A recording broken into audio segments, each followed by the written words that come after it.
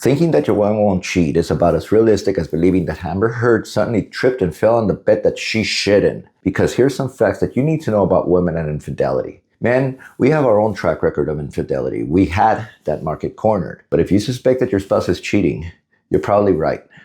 Back in 2015, a study showed that married women in their 20s, that they were cheating more often than married men. Fast forward 10 years, those same women, they're now in their 30s, meaning that more and more women are beginning to cheat than the husbands. The gap is closing and women's infidelity rate is rising while men's, they stayed flat. Today, 23% of men and 19% of women cheat. That's just 4% difference. The cheating gap is narrowing and fast.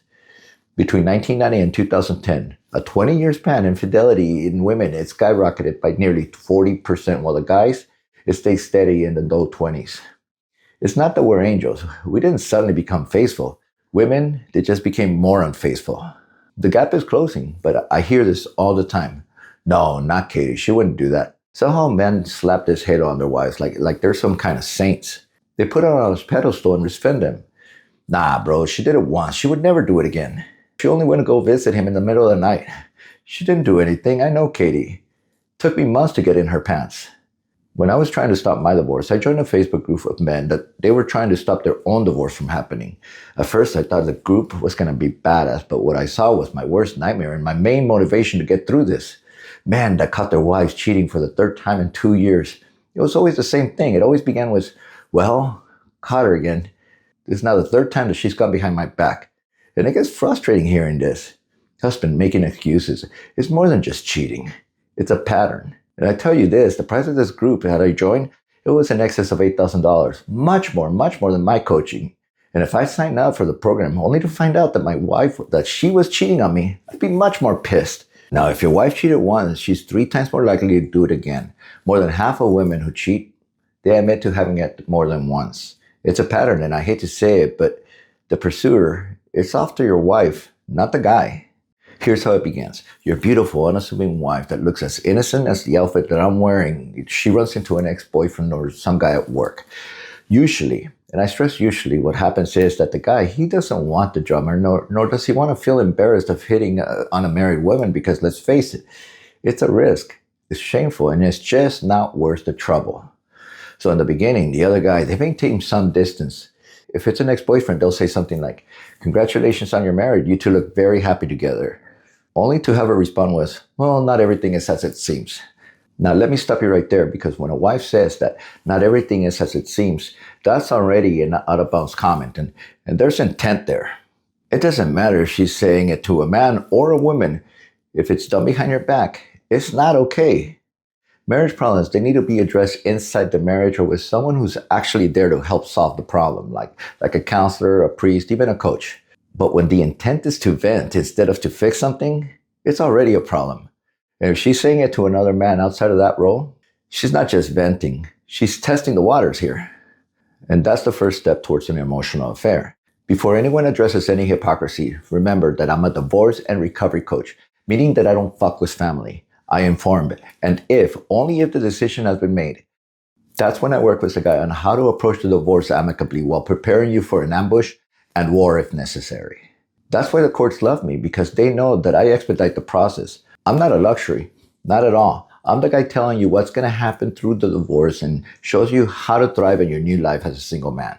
That's why the New York Times reached out, because they see the value. Schedule something. Do what right now you think is the impossible to come out of this thriving. Don't believe me? Test me. But that's how affairs begin. The wife says something that she shouldn't have said about the husband, and the paramour responds with something like, what do you mean? Only to then have the wife say something like, he's always working, or something even more cunning like, he doesn't know how to take care of a woman.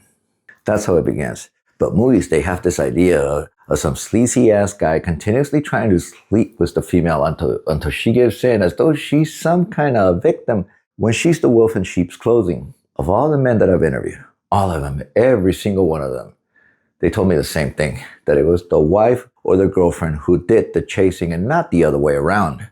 She pursued the affair. She knew what she was doing. It wasn't premeditated. It was deliberate. It was planned.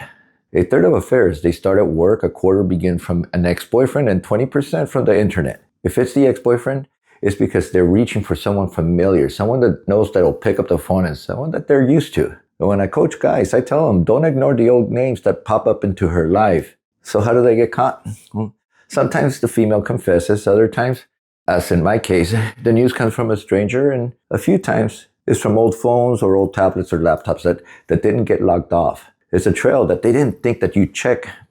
Now, how about the age factor? How about the age of the man?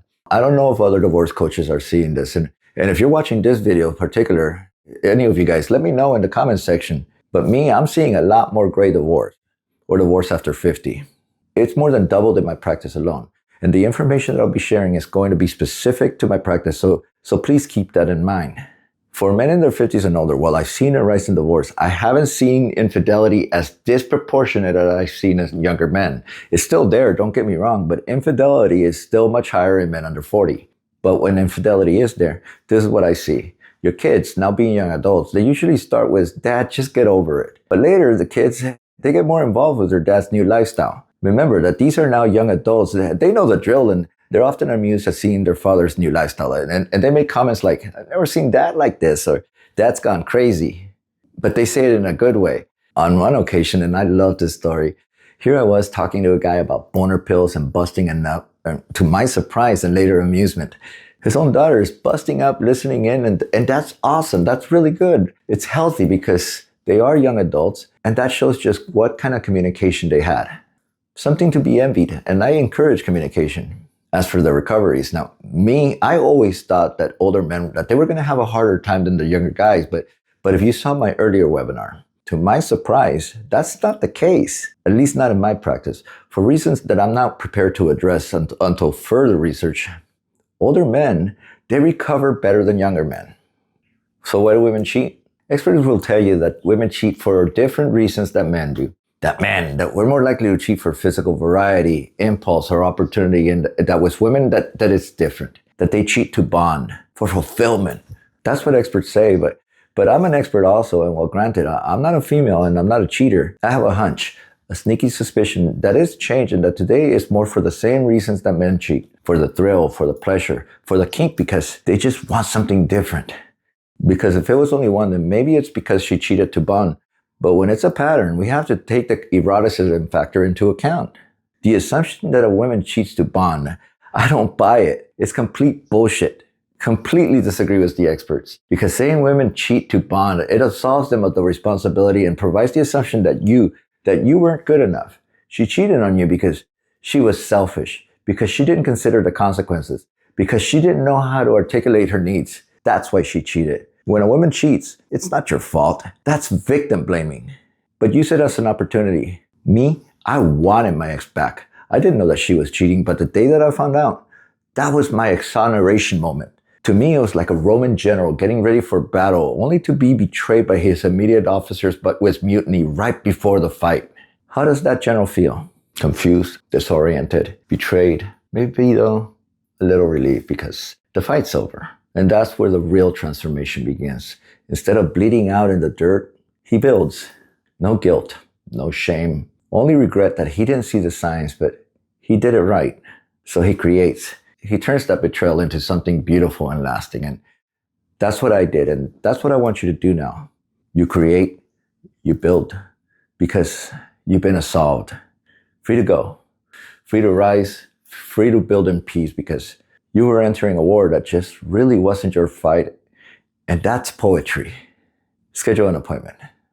I look forward to hearing from you.